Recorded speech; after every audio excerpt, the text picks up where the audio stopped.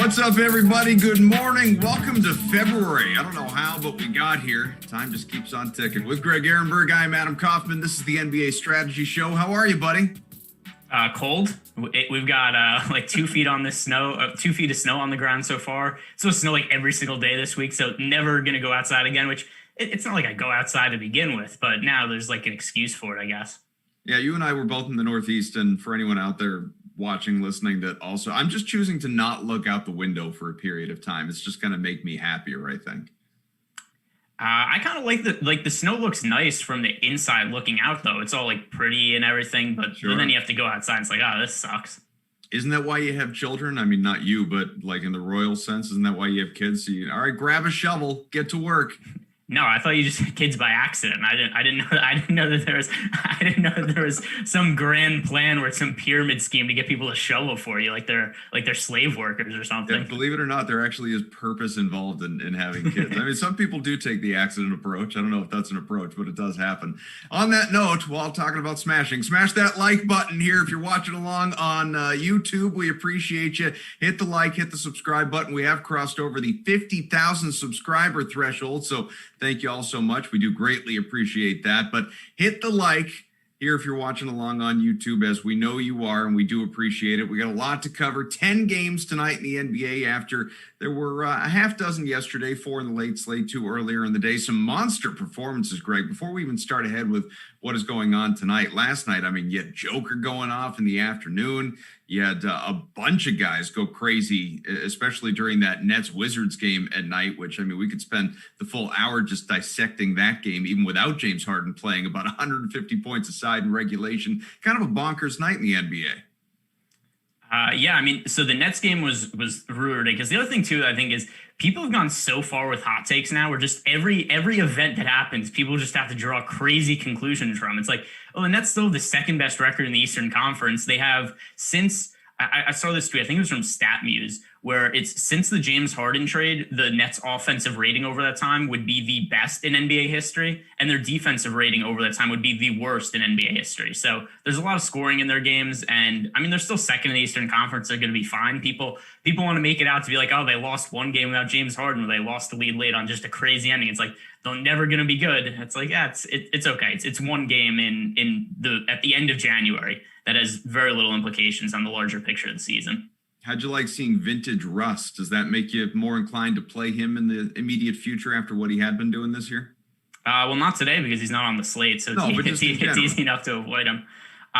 It depends what his price is. I mean, overall, yes. What was really most encouraging, though, is he's had a minutes restriction for the last couple of weeks, and he played full minutes last night. So that's really what's the most important factor there. In terms of him scoring whatever was 70 fantasy points in one individual game, that's nice, except there's also reason to think that he's going to be better going forward just because he was finally able to play a full allotment of minutes.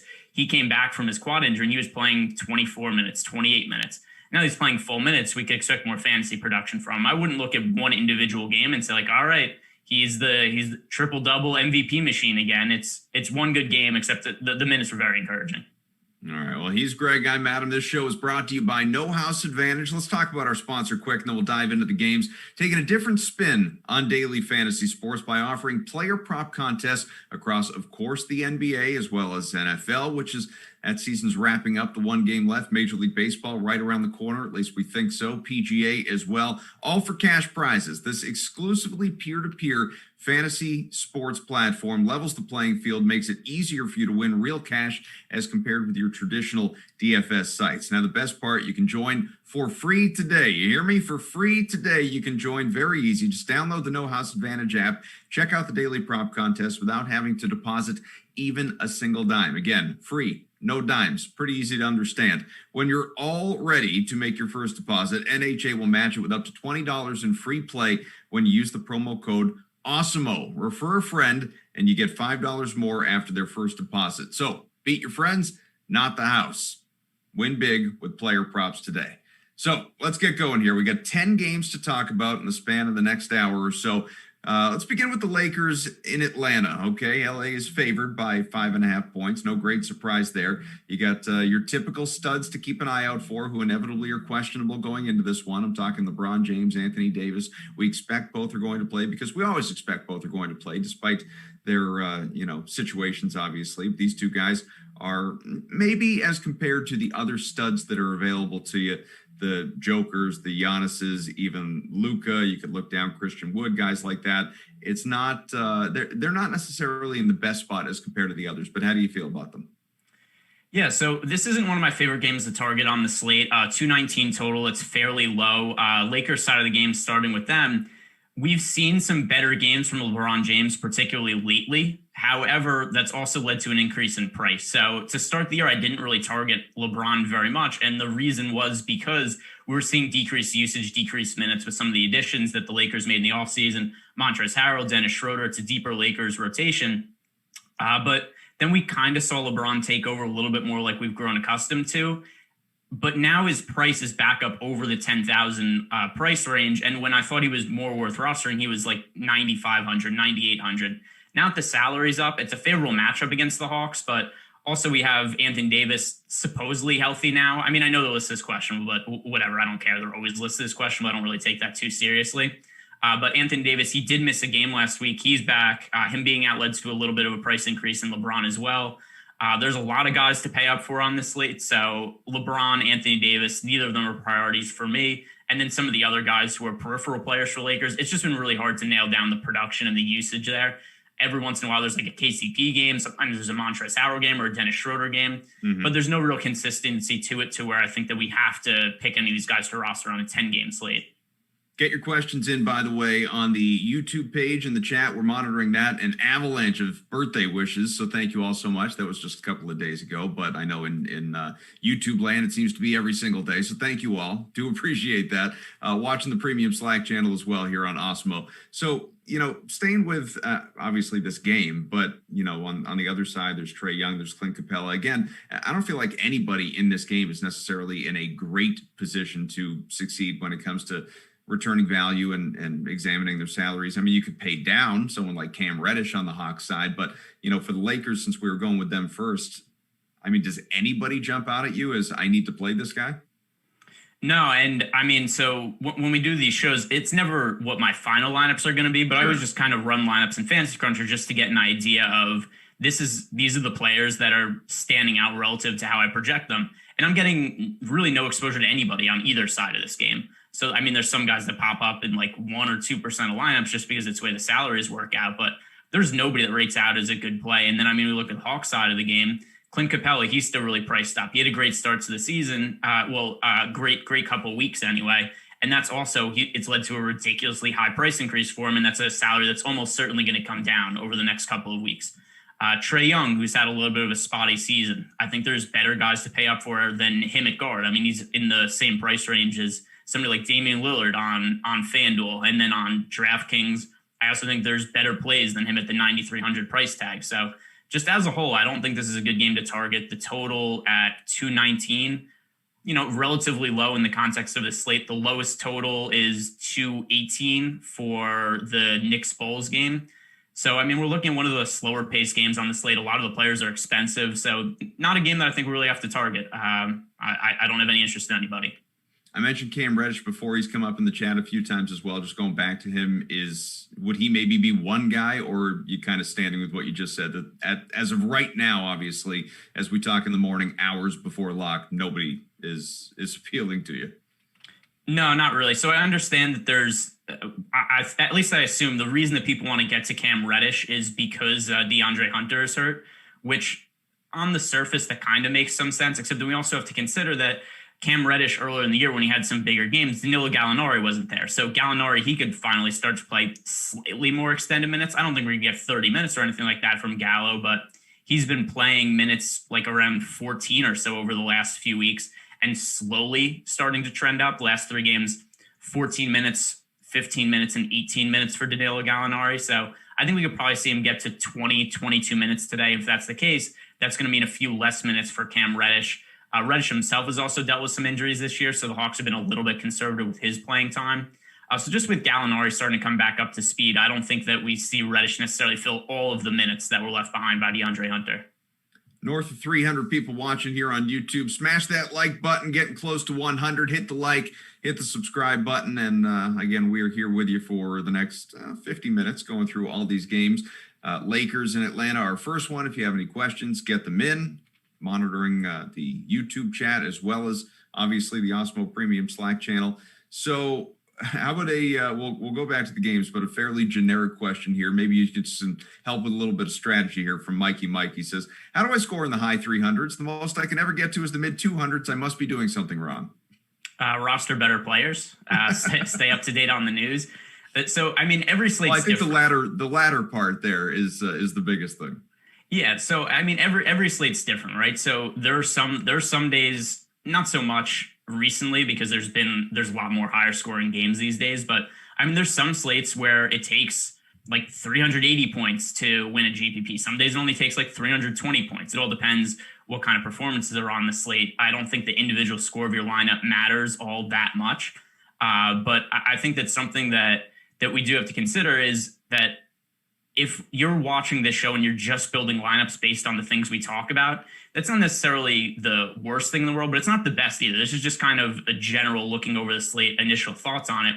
As the day goes on, players are going to get ruled out. There's going to be guys that get ruled out that we have no clue even have a chance to miss tonight's game. Mm-hmm. And it happens all the time. There's going to be some random, like Trae Young could just end up being like, hey, Trae Young sprained ankle. He's not playing tonight, not on the injury report. This happens basically every single day. So you need to find out when some of those players get ruled out, where does the value come from there, right? Like who's going to step in his place at a cheap price and play extra minutes? Who are the other guys on the roster they're going to get extra usage? And that's where you find some of that value. And I mean, it's not really too much more complicated than that. You basically assume in the NBA and NBA DFS on the whole, just in general, the prices are generally fair. And then you want to find the guys who stand to benefit from players who were ruled out and the pricing algorithm has not been able to catch up to that news because the news came out after the news came out after the prices already did.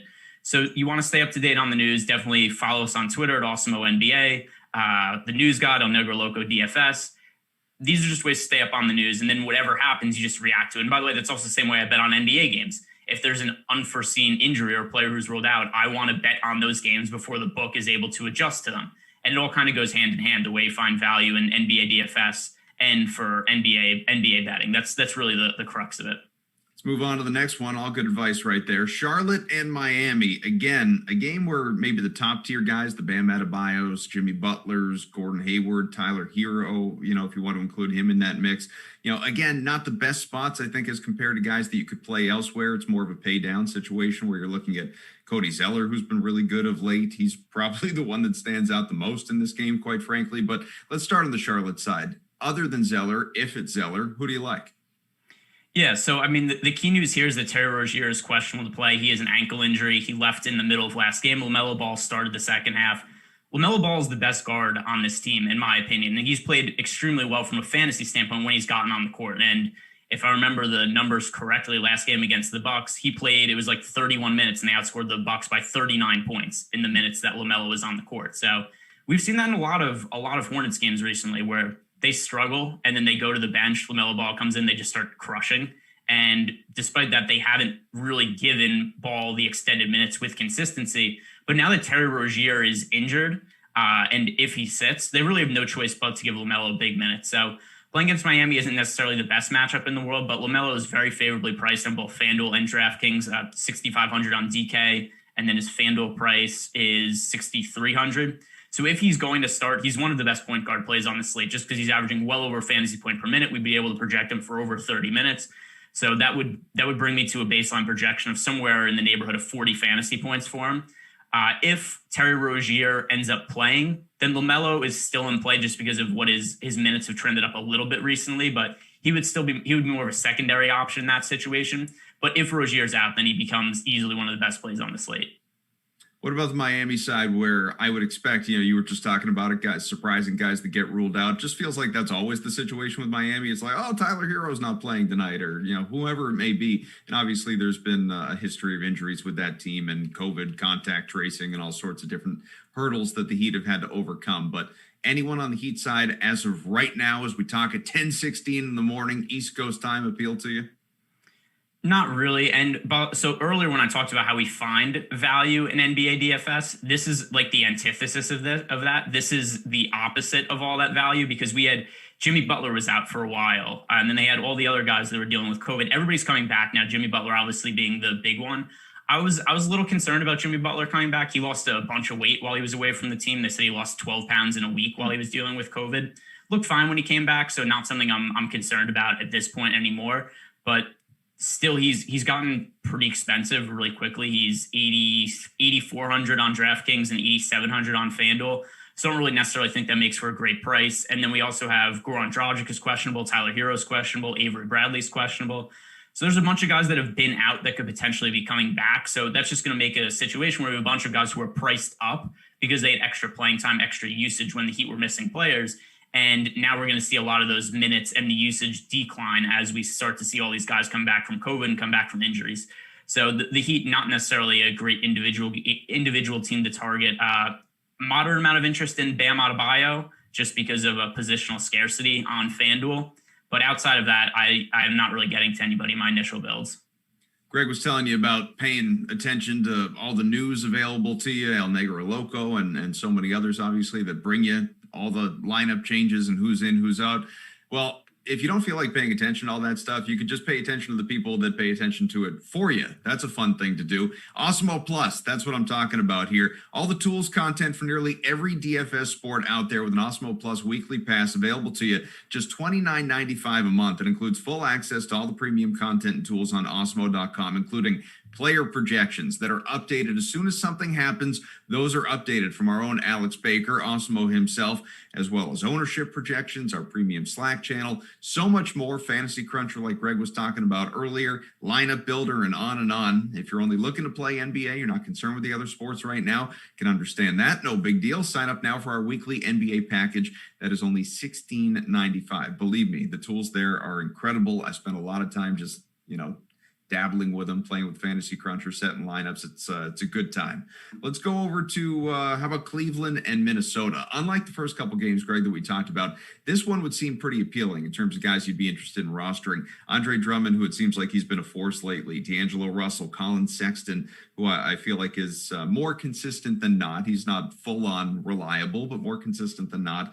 Malik Beasley is a guy that you can include in that mix as well. And then, you start to get to some real pay down options, but none of those guys that I just mentioned are super expensive. They're not at the top of the heap. They're not uber value either. They're just kind of mid-tier guys that seem to stand out as being in good spots tonight. Why don't we go with the Cleveland side first?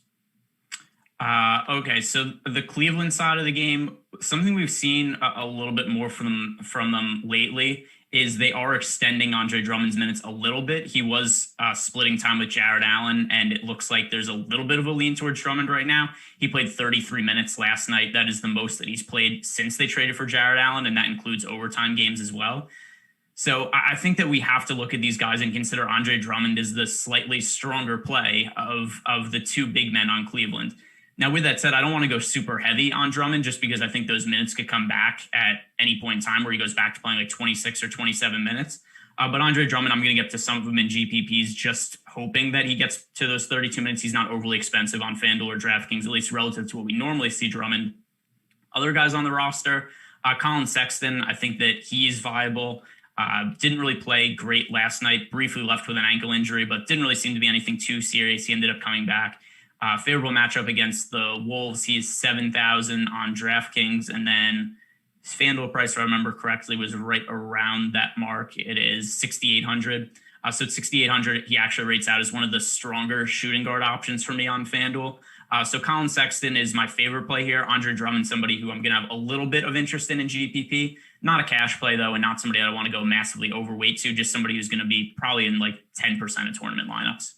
Mark says Drummond's the ultimate GPP play, so he's a little more invested than you are. Well, I don't, assuming I understand what he means, I don't necessarily think he's saying like, hey, Andre Drummond, 100% exposure or anything like that. I think what he's saying is there's a lot of variance there. That's where he helps you out. There's a lot of variance there. I think that we could easily see Andre Drummond play 26 minutes and just kind of be crappy. But it's just as likely that he ends up playing 32 minutes and breaks the slate. And there's no real good way to predict it because it's just going to really depend on how many minutes the Cavs give him, and it's totally random. Like, there's no real rhyme or reason to when they're going to give Andre Drummond minutes, when they're going to give Jared Allen minutes.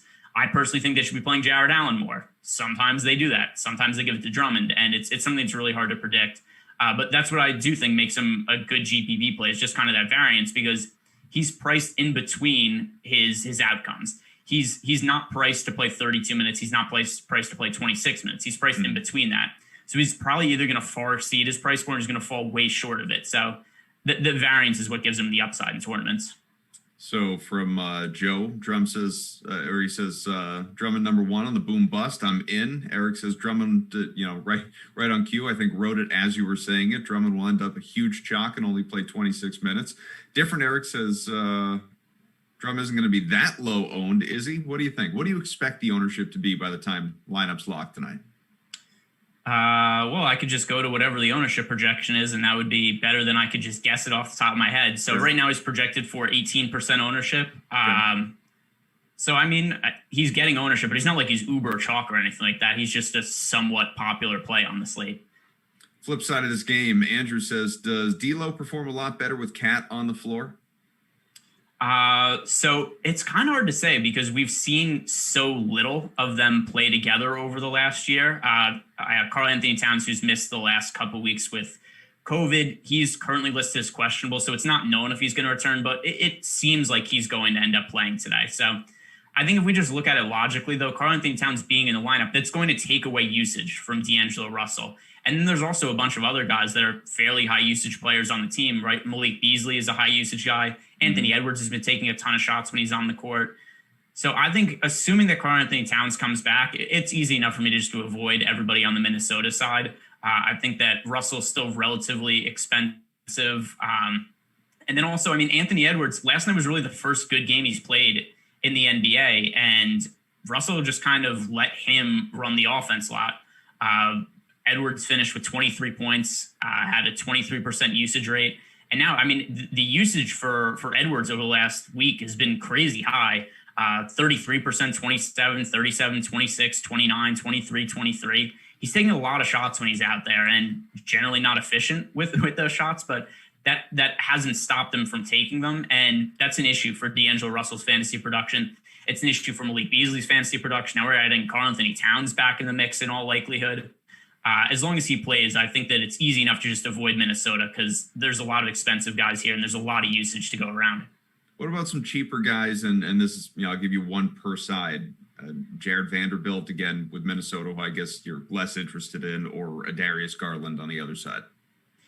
Yeah, so if Karl Anthony Towns and Naz Reid are both in, like Vanderbilt's probably only going to play like 18 minutes. Mm-hmm. So it depends what the injuries are there. I don't expect that Vanderbilt will play a massive part in the rotation. The other thing, too, is that Juancho Hernan-Gomez, who played really well earlier in the season, he could potentially be coming back from COVID protocols as well. So that's just a lot of bodies for the Timberwolves. I don't think anybody makes for a good play. From the Cleveland side of the game, I think that Darius Garland is okay. He hasn't played as well as of late as he did earlier in the season. But I also don't necessarily think his price is a great value. If we look at him since coming back, 25 fantasy points, 31, 26. He did get into some foul trouble last night, so maybe there's reason to think that he would have played more minutes. He actually picked up 3 fouls in the first quarter, but still ended up getting to 31 minutes for the game. If I had to roster one player from Cleveland who wasn't Colin Sexton or Andre Drummond, it would be Darius Garland. But right now, not somebody who's a huge priority for me. All right, let's move along to New York and Chicago. You got, of course, the Zach LaVine-led Bulls, top 10 scorer in the NBA, I think relatively quietly at that. Obviously, we pay more attention to fantasy points than we do, traditional production with his 27 points a game. But you got him on one side, Julius Randle on the other, our cover athlete here for the sake of this particular stream. So those are the top 2 guys in terms of projections here in this game from our own Alex Baker. I would say LaVine is in the better spot, albeit marginally. He's projected to have a better day. He's just a little bit cheaper than Randle. And then after that, you got just a lot of guys that I probably, if it's me, would stay away from until you get down to like an Alfred Payton or somebody like that. But let's start off with Chicago. How do you feel about LaVine going into this matchup? Yeah, the Knicks suck for fantasy playing against them because they played a slow pace. They have a good defense this year. One thing of note on this team is that Otto Porter is questionable to play. If he's out, then we could see more extended minutes for Thad Young. He's been playing bigger minutes as of late with Wendell Carter Jr. out. So if there's no Wendell Carter Jr. or Otto Porter, the player to have the most interest in relative to price is Thad Young. But outside of him, I mean, the Knicks are not good to play against for fantasy purposes. They play extremely slow. They have a good defense. They play their starters like 45 minutes per game. Thibodeau just leaves them out there to die pretty much all game. But that also means that they get their best players on the court more often than most other teams. I think by the end of the season, the Knicks are probably going to be a little bit worn down in this condensed season. It's going to cause issues for them. But right now, they're a tough matchup for a lot of teams on the defensive end. And given the slow pace, and this game has a 218 total, which is tied for the lowest on the slate, I don't think this is a great spot to target. And Zach LaVine also is pretty expensive on both FanDuel and DraftKings. There's better guys to pay up for. So really just Thad Young for me if Otto Porter's out in addition to Wendell Carter Jr. Other than that, there's nobody who really makes for a good play. So is this, and I know we haven't done New York yet, but is this pretty close to just a game fade for you in general? Yes, for sure. Fair enough. All right, on the Knicks then, what about, again, paying down for an Alfred Payton since you're not going to pay up for, somebody like a Julius Randle or even RJ Barrett? Yeah, so Alfred Payton's starting to lose out on some playing time. We had Alec Burks, who was out for a little while because of an ankle injury. He's back now. And then also Emmanuel Quickley, who looks like one of the best rookies in the draft class. This is arguably the best pick the Knicks have made in a really long time in the draft because Quickley looks awesome. And he's cutting into Alfred Payton's playing time. So the last 4 games, Payton's played 24 minutes, 21, 23, and 21. As Quickley's playing time trends up and he starts to play better, those minutes are coming right from Alfred Payton. And also we consider Alec Burks is taking some minutes from Alfred Payton. So Payton, there's not enough playing time security there for me to want to roster him. The guys who we know are going to play huge minutes for the Knicks are Julius Randle and RJ Barrett. These guys are playing upwards of 40 minutes on most days. Barrett's gotten to be pretty expensive now. Julius Randle, I think, is worth some exposure to on FanDuel. He is priced at 8,800, and just with his minutes security, some of the performances we've seen from him this year, I think he's one of the safer power forward options. So he's somebody that's worth getting exposure to as a FanDuel specific play. But nobody else that I really like from the Knicks. Quickly has been their best fantasy performer in terms of points per dollar perspective.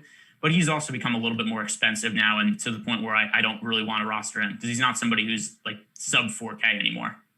Andrew says, and I don't know if he's asking for your opinion or if he's just calling a shot, says Randall 50 burger tonight. Yeah, I mean, I'm getting exposure to Randall. I wouldn't mind that. He is, let's see, projected for 15% ownership on FanDuel. On DraftKings, he's only projected for 5% ownership, but also he's 9,200 on DraftKings. We have more positional flexibility. So I don't think there's a need to roster him at 9,200 on DK, but like I said, I think the FanDuel price, he's definitely a good viable option. How do you feel about Barrett at 6,400 on FanDuel against a bad defense? Mark wants to know. He has played better as of late, RJ Barrett, but I still find it tough to trust the shooting from him. And even with him playing better, here's his fantasy point totals in the last handful of games. 30, 16, 30, 35, 32.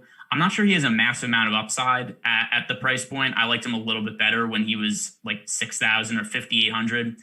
Where he is now, I'm not getting to him right now. Maybe that'll change as the day goes on. But still, this is a game with a pretty low total. And for as well as RJ Barrett's played lately relative to his previous performances, like I said, it's not like the fantasy production is through the roof. And he's somebody who in the past has not shot well. So over the last 10 games, he's shooting 40% from three. But for his career, he's a sub 30% 3-point shooter, shooting 28% from three for the year. So you have to consider that even with him shooting incredibly more efficiently from the field, it's not leading to him scoring like 40 fantasy points or anything like that. He's having the best shooting stretch of his career, and it's still leading to about 30 fantasy points. So I don't necessarily think that he makes for a great play.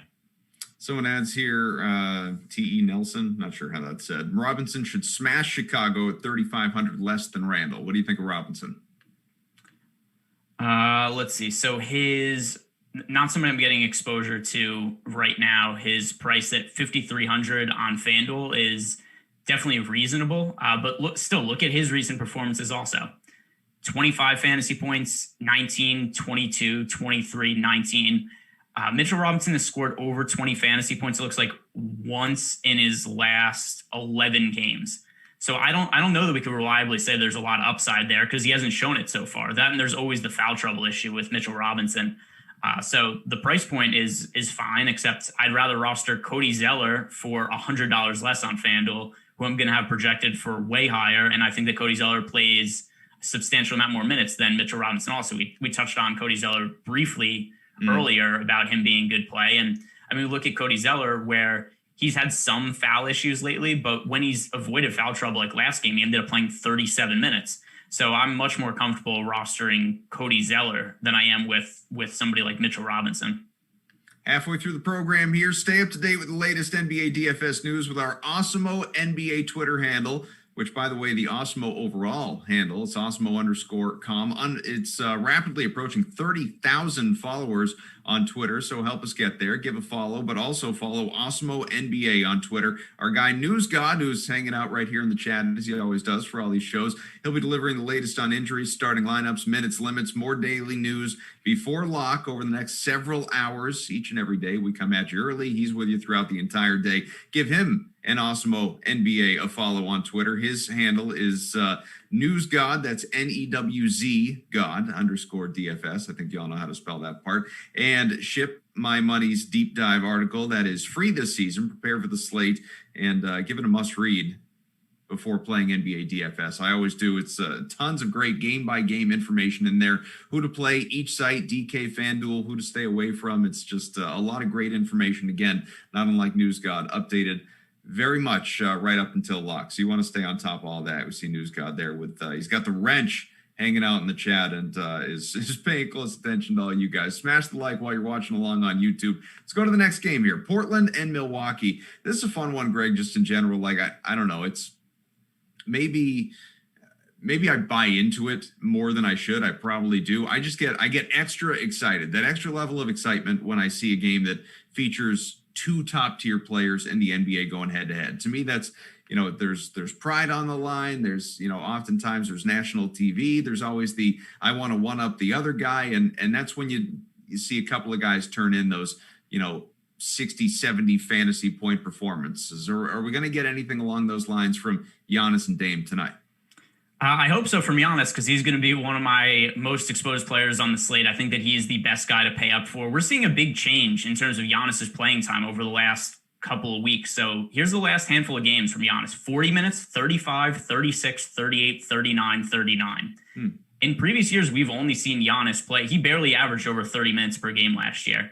And he was the best points per minute producer in the league last year, and was also overall one of the top fantasy producers. The only thing that prevented him from averaging like 65, 70 fantasy points per game was that he played limited minutes. Now that we're seeing the minutes there for him, he's having some pretty substantial fantasy games. Last game, he had 34 points, 18 rebounds, and 9 assists, 38 points and 11 rebounds the game before, 24 and 18 the game before that, also with 9 assists. So Giannis in a favorable matchup against the Bucks, if we could actually expect that he's going to continue to play 35, 36 plus minutes every game, he's just going to keep crushing everybody, and the price point isn't high enough, even though he's the most expensive player on FanDuel and DraftKings. Given his historical points per minute production, I mean, you could make a real case that he should be somebody who's priced over 12,000 in this kind of playing time. So give me a lot of Giannis tonight. He's going to be somebody that I'm on very heavily. What about Dame on the other side? And we'll, get to cheaper guys on both sides as well, but just staying with the studs. Yeah, so Dame, I also think, particularly on FanDuel, where he's only at 10,000, I think that he's the best point guard play on FanDuel as of now. He's also viable on DK, but he's a little more expensive. So on DraftKings, we're paying 10,700 for Lillard. I'd rather pay up for Luka Doncic. I'd rather pay up for Giannis. So not someone I'm going to avoid, except he's a much lower priority play on DraftKings than he is on FanDuel. So how about, there's Chris Middleton's always in the conversation, obviously, for Milwaukee. He's, probably not in as good a spot as Giannis, but he's in a decent spot. Then you get to, on the Portland side, some of the big men. Enes Kanter, who just the price continues to be up because he just continues to deliver. He's getting double-doubles like crazy, lots of fantasy points, fire emoji all over the place. You got Robert Covington as kind of a pay-down option who's not projected to have quite as good a day as a Kanter, but still, awfully good in terms of returning value. What do you think of those two in particular? Yeah, so starting with Enes Kanter, he's also one of my favorite center plays on the slate. Overall, I think this is a really strong game to target. The total is set at 234.5. which is the highest total on the slate. So I think that both sides of this game, like I said, Giannis individually, he's a really good play. Lillard more FanDuel specific, but he's a good play. Ennis Kanter, I think, is a good play on both sites. The other thing, too, that we've seen with Portland is they're dealing with some injuries in the front court right now. So we have Derek Jones Jr. is out. Obviously, Jusuf Nurkic is also out. So there's a little more playing time security for Ennis Kanter, who he's been a good points per minute fantasy producer this year, but we haven't always been able to rely on that playing time for him. It's been more consistent now with the injuries they're dealing with. The last 3 games, 32, 33, and 34 minutes for Kanter. The games before that was 24 and 27 minutes. So now it looks like that we could pretty comfortably say he's going to play over 30 minutes as long as he avoids foul trouble. With that being the case, I think that he's a little bit underpriced. He's one of the stronger center options on both slates, and it definitely matters that there's no Derek Jones in there. Even though they don't directly play the same position, it just takes away the amount of small ball lineups that Portland could play. Got about 600 watching on YouTube, sitting around 120 likes. Let's make a push to 150, all right? One big push. Smash that like button. Is Jordan right in there in the chat just telling you to turn that thumbs up nice and blue. We appreciate you. From Theodore here, can you build a good lineup around Giannis, though? You were talking about, obviously, the exposure to Giannis. He is priced out both sites. Not as expensive as maybe you could justify, as you talked about, but he is an expensive guy, most expensive on both sites. Can you build a good lineup through Giannis and around Giannis? I would think you would limit your options. So here's the deal. Right now, there aren't a ton of value plays that stand out, but it's a 10-game NBA slate. Players are going to get ruled out. I don't know who they're going to be at this point in time, but it's going to be somebody. And then there's going to be value that opens up for Giannis. Maybe if this was a 3 or 4 game slate, I'd be a little more dubious of the amount of value it's going to open up, but somebody's going to get hurt. That's what always happens. And I have him project for right around 60 fantasy points. So at his price point on FanDuel and DraftKings, he's going to be really hard for me to avoid based on how I have him projected. Mark says on Covington, who we were just talking about, he'll be busy guarding Giannis, probably 65% chance he gets into foul trouble. I mean, that number seems a little bit of guesswork. I don't know how much the 65% was necessarily found out mathematically there. But so look at what happened with Robert Covington's minutes last game. And this is where I think that he's at least viable.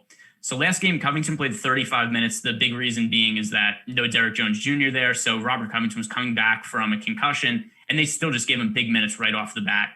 The concern is that he only had an 8% usage rate. That's a lot lower than you'd like to see, but still he scored 30 fantasy points with such little usage. So if him at a fairly reasonable price tag, if we could expect 35 minutes again for Robert Covington, he's a good value play to me. Okay, Sacramento and New Orleans. Now, of all the games that we've talked about so far, this right here, far and away, the one that I like the best, and I'm curious to your thoughts. I mean, you got Brandon Ingram, Zion Williamson, Harrison Barnes. You could certainly make a case for Lonzo Ball, who has been, very good as of late. You got Halliburton, who obviously, I mean, he's having a great rookie year, and he's in a great spot in this one. You could pay down that much more. Steven Adams, Hassan Whiteside is absolutely a consideration. There are value options and mid-tier options all over the place. And maybe the type of game, just going back to our conversation we were just having about Giannis, if you do want to pay up for a Giannis, there are definitely some cheaper guys that are available to you on both sides in this game. So general thoughts before we go side by side. How do you feel about it? Yeah, so in general, the Pelicans have played a much slower pace this year than they played last year. That's a lot of it is due to coaching change. They went from a very offensive-minded head coach in Alvin Gentry to a slower pace coach. And last year, I mean, they played, I don't remember exactly, but I think they played like the second or third fastest pace in the league. And this year they're playing at a slower pace. So in general, we've seen their games be played with less possessions, but they're playing the Sacramento Kings, who have the worst defensive efficiency in the league and played above average pace. So the Kings have always been a favorable matchup for fantasy purposes this year, and definitely a pace-up spot for the Pelicans. The thing that's going to be really key, and I'll start with the Pelicans side of the game, Steven Adams is questionable play. He's dealing with a calf injury. He had to leave last game early. I'm not exactly sure what their starting lineup is going to look like without Steven Adams. They could go with Zion at center. Maybe they go Jackson Hayes at center. If that's the case, I think Jackson Hayes would make for a good value play. Maybe they go small and go Zion at center. Maybe they go like Melly at power forward. If Adams is out, it looks like either Hayes or Melly is going to be a good value play. It's just going to depend what the starting lineup looks like. And then the other guy that I also think makes for a good value play, like you said, is Lonzo Ball. So Lonzo missed time with an ankle injury. He also had what was called bilateral knee soreness. I have no clue what that means, but hey, it was listed on the injury report, so I know how to read at least. So I could read back what it says there. So now that he's back from those injuries, though, the minutes are up and he's playing well. He played 35 minutes 2 games ago. He played 28 minutes last game, but that was also a game that was decided by 14 points, and the starters didn't close out the game. But given what we've seen from Lonzo recently, and the price is still fairly reasonable, like regardless of what you think of Lonzo as a prospect, and I know a lot of people are tired of him or have soured on him at this point for numerous reasons, either the family name, his dad, the amount of times that he was in dad, I think. Yeah, but the reality is when he's been on the court, he's a good fantasy producer, right? The shot isn't always good. Sometimes he's inefficient, but he racks up defensive stats. He racks up assists. So he's always been a little bit better of a fantasy producer on FanDuel than he is on DraftKings because of the increased fantasy points for defensive stats.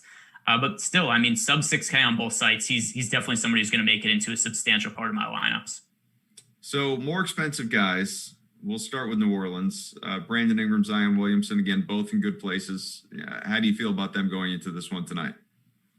Yeah, I mean, I think that both of them make for pretty good plays. The reason being is that I always want to try to get exposure to guys going up against the Kings. There's very few slates where I haven't heavily targeted guys going against them just because their defense is bad. They play at a fairly quick pace, so all that lines up to good fantasy production. Zion Williamson, a little bit of a stronger play on DraftKings than FanDuel, but I view Ingram as a better play on FanDuel than DK. Zion's DraftKings price oddly plummeted pretty hard last week for no real reason. It's gone up a little bit to 7,900, but still, he's somebody who should be priced over 8,000. He scored over 40 fantasy points in 4 consecutive games. He scored over 40 fantasy points more often than not this year. So whenever I see him at a sub 8K price tag in a favorable matchup, it's going to make Zion a good play. He's more appropriately priced at over 8,000 on FanDuel. For Sacramento, then, De'Aaron Fox, probably not in as good a spot as somebody like a Harrison Barnes or, even, Buddy Hield's not in a great spot either necessarily. Again, you could pay way down if you're looking for a guy close to the minimum. Hassan Whiteside's in a good spot. But as far as those more expensive plays, is it kind of Barnes or bust, or do you like Fox or Hield? No, I think Halliburton's the best play here. So we saw the Kings for a while go with big lineups to close out games and with Marvin Bagley, but Bagley's just largely sucked this year. And I mean, I'm not ready to totally write him off as a prospect, but I'm pretty close to it.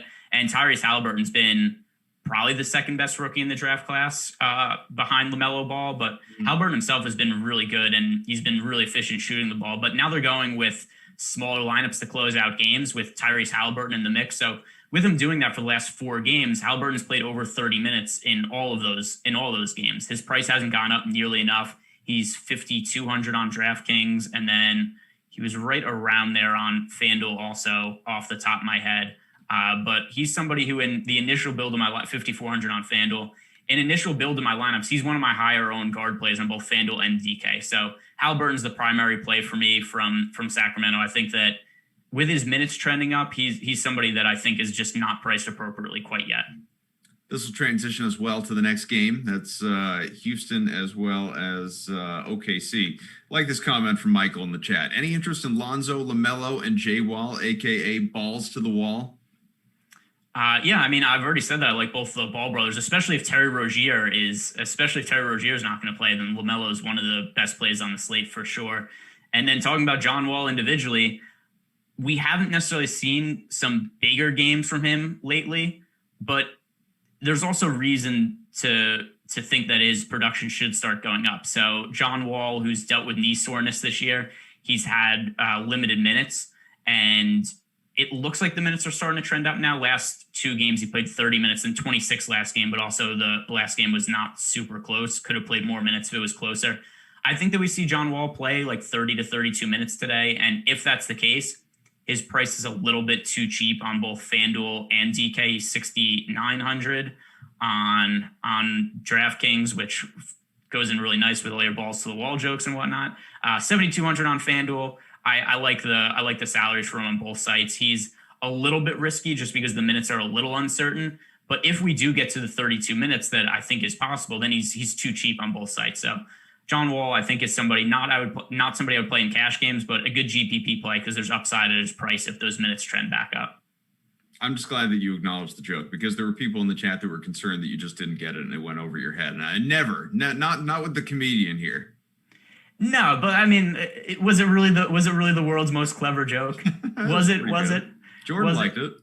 Yeah, Jordan likes everything though. His favorite part of the show was when I drank water and had to mute myself because I started coughing off mic, and had like that. Yeah, that killed him. He loved to see me struggle. Listen, you see a guy choke on water, what could be better than that?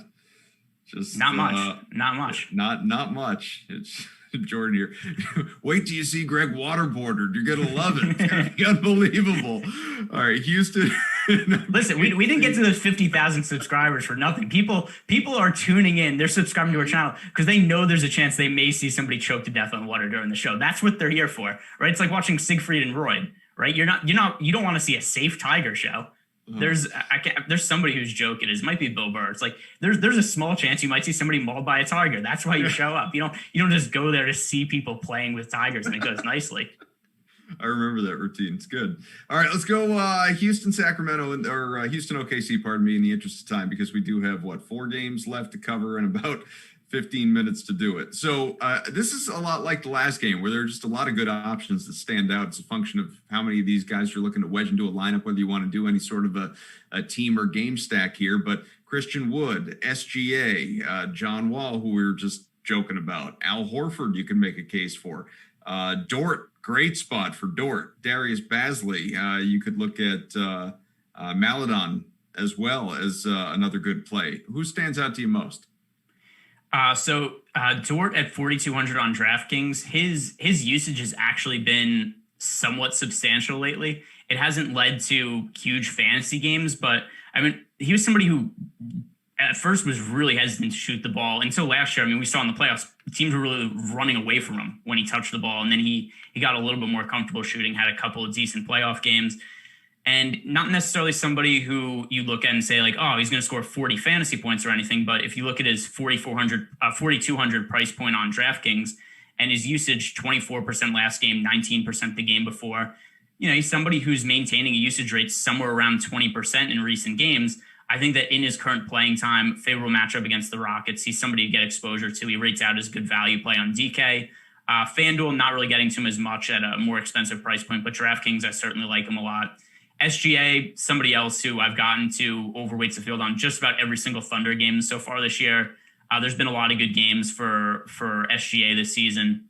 There just aren't other players in the Thunder lineup to soak up usage. So he does everything for them. He plays big minutes, high usage rate, high assist rate, and he's somebody who realistically by the end of the season, we could see him leading them in basically every single statistical category. So SGA on FanDuel and DraftKings, he's somebody that I like a lot. Super chat here from Downs, finished 6th on FanDuel last night for $4,000 on 4 bullets. Thanks for all that you guys do. Hey, thanks for watching. Thanks for playing along, obviously, and glad to hear it went well. Keep it up. Keep doing what you do. Let's go with Houston, though. Christian Wood. Christian Wood's just a guy that I want to play every single day. I love watching Christian Wood play. It just helps that he's a good fantasy performer as well. But he's top of the heap in this game, I would say. And then again, John Wall is in a good spot. Those are Oladipo not as much, probably Eric Gordon not as much. Cousins not as much. It's really, let me know if you disagree, obviously, but it feels like kind of a Wood Wall situation for Houston. I don't really like Christian Wood all that much for this slate. I think that he's appropriately priced, 8,900 on DraftKings, and then his FanDuel price is at 8,900. I think it's about fair. I don't think there's any real pricing value there. John Wall is the guy who I have the most interest in. There's a lot of variance there because we don't know exactly what his minutes are going to be, but I think that with them overall trending up and his price being relatively cheap, I think that that's the GPP play that I have interest in. And then nobody else on Houston that I'm really going to be getting to. If you are not able to watch your favorite Awesemo shows on YouTube, that's okay. I suppose we'll forgive you. But almost all the Awesemo YouTube shows are available through the Awesemo Podcast Network. We got a podcast for every single sport, and we're available on every major platform. Head on over to awesemo.com/podcast. Check out the very latest. And once you are there, Do us a favor, drop a 5-star rating and review with your Twitter handle, or you could use your Awesemo username. Include that. You could win a free week of Awesemo Plus. Talks about all the great tools available to you there. You want it, and you don't want to have to pay for it. Best of both worlds right here. We'll be giving away a free Awesemo Plus pass every week to the person who submits our favorite review. People are reading these, so best of luck, and thank you, obviously, for the support and for watching along with all this great content here. Let's move along then to Phoenix and Dallas. How about this contest here? Luka is Luka. He's always Luka. How do you feel about him tonight? I agree with you that he's Luka and he's always Luka. I don't know Luka. Who else. I don't know who else he would be. So I think that he is a good play on both FanDuel and DraftKings, but not necessarily a priority play. So I think that on DraftKings, I'd rather pay up for Giannis, who's only $100 more expensive, and then I'd rather save money with Lillard, who's almost $1,000 less expensive on FanDuel. So Luka's going to be in play for me, but not a priority play. This is going to be an interesting spot for Dallas because a lot of people have been concerned with them and talking about how they've lost some games out of the gate and saying like, oh, does this mean, there's been some ridiculous takes on Twitter where people saying like, oh, is Luka, because Luka made comments about him, the team underperforming and that he didn't think they're giving enough effort. And then people saying like, oh, does this mean Luka Doncic is going to ask out after his rookie year? Stuff like that. Just really outrageous things about this team. But they've dealt with COVID this year. Kristaps Porzingis missed the start of the season due to a knee injury. I believe this is the first time the entire season they have the entire roster healthy at once. So that's one of the reasons I think it's crazy to make any really strong conclusions about this team because we haven't seen them play together once. Josh Richardson was a key acquisition for them in the offseason. He hasn't really gotten to play much because of COVID, and he's had a minutes restriction as of late. Like I said, Kristaps Porzingis with the knee injury, he rested last game, and he missed the first handful of games coming back from surgery. So this is the first look we really get at the Dallas team fully healthy. Maxi Kleber also back for the first time in a while due to COVID. Mm-hmm. So I think that most of these guys are overpriced, the role players, just because we haven't seen them for a really long time. And then when we have seen them, it's been with an 8 or 9 man rotation where guys have been forced to play bigger minutes. This is the first time they're all going to be together. And I'm not exactly sure what we could expect from minutes out of guys like James Johnson, Dorian Finney-Smith, Josh Richardson. I think it's a little bit up in the air. So the only guy I really want to get exposure to as of now is going to be Luka Doncic, but still not a priority play for me. I want to see more how this roster shakes out and how these guys mesh together. Eric says, I'm sure there's a Wood balls to the wall joke. Just go with the all phallic lineup. And then, predictively, but, the good one by Eric says, was it Eric? No, Lance. Wood and ball, they correlate well. Yeah, well, the other thing, too, I don't know if anybody saw this, but there was a great clip that was pulled of Kaufman the other day, which I don't think he's addressed on Twitter yet. I'm sure you've seen this. I have seen it, yeah. Thoughts? Poor choice of words. What was the context of it? And by the way, we don't have to. There's no show after us, so we don't actually have to worry about the 11 o'clock out time. The context was, I was spending a lot of time just babbling on because Josh was having power outage issues and disappeared on us, and which not his fault. Things happen. And so I started just looking at, good plays and then I started talking about Aaron Gordon and how Aaron Gordon, as I could have phrased it, is a constant disappointment to me. Anytime I opt to play Aaron Gordon, things go sideways. And I said it a different way, as you heard, and it was quickly memed. Yes, it was. I was hoping that you were just going to respond and be like, oh, it was my weekend plans. Like there was no real context. I was like, that's just what I did last weekend. I was just, trying to set up for how I was going to spend my free time, and away we went. Yeah, I saw Alex and whoever else tweeting that out a few times. Made its rounds quite a bit. And it was like, yeah, that's going all Ron Burgundy. Like, boy, that escalated quickly. I'm Ron Burgundy. 200 likes by the end of the show. Come on, people, says David. Yeah, we're only about 15 away. Smash that like button. And there's been a lot of talk of smashing and busting and all sorts of different great stuff on this show. What a way to start off your work week here on a Monday. Let's go Memphis and San Antonio here. Well, we skipped the Phoenix side of the game, but there's not really anything good on. Jay Crowder. No, not even. Josh Richardson for Dallas. Is anybody else in this game even appealing to you? So Devin Booker's questionable to play. He's missed the last few games with a hamstring injury. If he's out, then Chris Paul becomes one of the top point guard plays on the slate. But if Devin Booker's in, then we could just fade the entire game. But we have to mention that Devin Booker is questionable because obviously if he's out, that has a lot of weight on the slate. But there's just no way of knowing right now if he's going to be in or not. So once again, another reason to follow our guy, the news god, El Negro Loco DFS, and then also Awesemo at Awesemo NBA on Twitter, just so we get some of those news updates. But yeah, it's hard to know right now what to do with the Suns without getting an updated status on Devin Booker. And if you do have that Awesemo Plus subscription, you're part of the Awesemo Premium Slack channel and all that. I mean, stay in the breaking news NBA one because News God, not just on Twitter, he throws everything in there immediately and you get all the updates that you need to be aware of. I was just in a hurry, Greg, to get to this next game here, Memphis and San Antonio, because unlike the one we just talked about, there are a lot of appealing options. I mean, right top on down. I mean, John Morant, DeMar DeRozan, DeJounte Murray, Brandon Clark, Dylan Brooks, Keldon Johnson, LaMarcus Aldridge. You can make a case for any of these guys. So let's start with the Spurs side. I agree. DeJounte Murray is somebody who I've been rostering a decent amount. I don't really know why his price got downgraded so much on DraftKings, but he's somebody who'd been over 7,000 for most of the season. His price got as high as 8,100.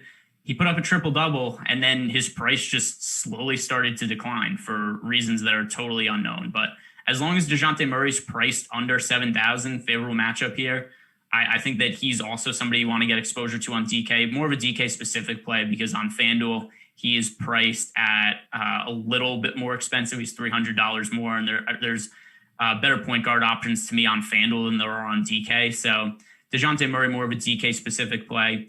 Somebody else who I'm getting to a decent amount that I don't know what to do with is DeMar DeRozan. So DeRozan was absolutely terrible as a chalk play last game, and I'm sure nobody wants to roster him again. But he's also reasonably priced on both sites. It's the same matchup against the Grizzlies, and I don't know what to make of his minutes last game. I think that we just have to consider it's a fluke. It was the third game in 4 nights for the Spurs. They were never really in the game against the Grizzlies. They ended up losing by 17, so they took the starters out early. DeRozan only ended up playing 25 minutes. He had a 12% usage rate. I'm just going to pretend that game doesn't exist. I think it was a total fluke. I'm taking it out of consideration. I'm just going to say that I think that DeMar DeRozan is still a good GPP play. I don't think he's only going to play 25 minutes again. I don't know exactly why that's the way the last game worked out, but I'm expecting DeRozan to go back to play his normal minutes. And with the depressed price because of how bad he was last game, I think that he's worth getting back to. And I think that his ownership should be significantly lower on this slate because I doubt that anybody's going to want to go back to him after what happened last game. Yeah, Theodore says, still having DeRozan nightmares. Michael says, DeRozan is dead to me. Zach says, I'm not touching a Spur again. Yeah, so that's all the more reason to go to these guys in GPPs because a lot of them make for good plays, points per dollar, and just nobody wants anything to do with them. I mean, DeJounte Murray was still good last game and is priced cheaply on DraftKings, so I think people would have less issue with him. But the DeRozan angle, I mean, is still the price is the price is too cheap. It's a favorable matchup, and it certainly seems like early in the day nobody wants to roster him. So I don't think you go crazy with him in tournaments, but I mean, if you have him 15 to 20% of lineups, I think that's well worth the price tag. Someone notes, and a guy that I mentioned before, LaMarcus Aldridge, staying with the Spurs, is he too cheap at $5,500? Yeah, so I think that LaMarcus Aldridge is an okay play, but not. I prefer to get to Murray and DeRozan. I also don't want it to be where my lineups are just totally loaded up with Spurs guys. But yeah, I think that Aldridge is worth being in the mix. One thing that's been really weird about him this year is his rebound rate. So Aldridge, bringing this up really quick, he has last handful of games, 5 rebounds, 3 rebounds, 3 rebounds, 2 rebounds, 9, 3, 3, 2. He's gone over 5 rebounds like once in his last 12 games. And that's a little weird. I'm not sure why the rebound rate is so low for him. So either one, we could just say that he's old. He's had knee issues. Maybe he's past his prime a little bit, or maybe he's due for some positive regression there. I think that because of the price and the matchup, he's worth getting some exposure to, but I prefer the other Spurs options more than I do Aldridge. Any pay down for you? I mean, maybe a DeAnthony Melton from Memphis. Anybody else? No, not from the Memphis side. I'm still not totally sure what to make of the front court rotation there with with the COVID situation. And then I want to see if there's an update on Jonas Valanciunas. I think he's out again, but I'm just bringing that up to be sure. Yeah. So Jonas Valanciunas remains out for them. Xavier Tillman started last game. He's the guy that makes the most sense as a value play. I just wanted to double check to make sure Valanciunas is out. I was pretty sure, but wasn't positive. So Tillman last game started. He ended up playing 21 minutes, which wasn't great, except he also picked up 4 personal fouls. 2 starts he's had, though. He's scored 24 and 23 fantasy points. The price has gone up to $4,800 on DraftKings, $5,100 on FanDuel. So, all right, never mind. I was going to say I thought Tillman made for a good value play, but I thought he was still sub 4K. That isn't the price. So nix that. No reason to really roster Tillman at his current salary. So no cheap plays in play for me on Memphis. All right, Denver and Detroit. Final game of the evening. And it really, not a big surprise, I guess, but it's Joker, who went just absolutely wild yesterday, and then everybody else. And that would be true in most games that he plays in, but from a fantasy perspective, it is especially true. Is anybody in this game other than Joker appealing to you to play? I think that Michael Porter Jr. has a little bit of appeal in tournaments just because his price is down and we haven't seen the minutes be there for him recently as he comes back from COVID. Last 2 games, just 19 and 19 minutes. Eventually, Michael Porter Jr. is going to move back into the starting lineup. He opened the season as the starting small forward, and then after he tested positive for COVID, came back. He was on a minutes restriction coming back and hasn't really gotten back into the mix full go yet. If we see Michael Porter Jr. start again, then I think that he's a good value play. If Will Barton continues to start, then Will Barton I think is a good value play. He's only priced at $4,000 on FanDuel, and it's a position that's a little difficult to fill tonight. So Barton, if he starts, Michael Porter Jr., if he starts, Jokic on the high end, he's obviously the top center option. You have the salary to pay up for him. But overall, in terms of we're looking at the salaries on DraftKings, I'd rather roster Giannis for around the same price point as Jokic. That makes him not necessarily the highest priority play for me. Not someone I'm going to outright fade, but probably not somebody that ends up in more than 10 to 15% of my lineups. But nobody else that I'm going to be getting to from Denver. El Negro Loco found the clip. He's very excited. Nice. As excited as you were the other day, though. Yeah, he's got a bust. All right, let's look at just big question here. I think everybody's got it. As Eric says, by the way, Joker's my favorite pay up tonight. From David. I missed 2/3 of the show. Shame on you. Go back, rewatch. But aside from that, we will help you out before we get out of here. Who is the top guy tonight? Who is Greg? And it doesn't have to be the person projected to have the most points. I'm going to spin the question a little bit. Who is your absolute favorite play tonight? I'm still going to say it's Giannis right now just because I'm most confident in what I know his role is going to be. There's other guys that are cheap that I'm sure are going to open up as good plays. Like I said, if Terry Rozier's out, then LaMelo Ball probably becomes my best play on the slate. But I don't really know what those injuries are going to be. So for now, I'm just going to say Giannis because I know that if anybody's watching the show right now, Giannis is going to age well. He's somebody I'm going to like later in the day. Some of the other guys who could potentially benefit from injuries, I'm not totally sure what to make of them yet. All right, very good. Hey, Jordan wants to know who's busting on us tonight. Probably the Spurs.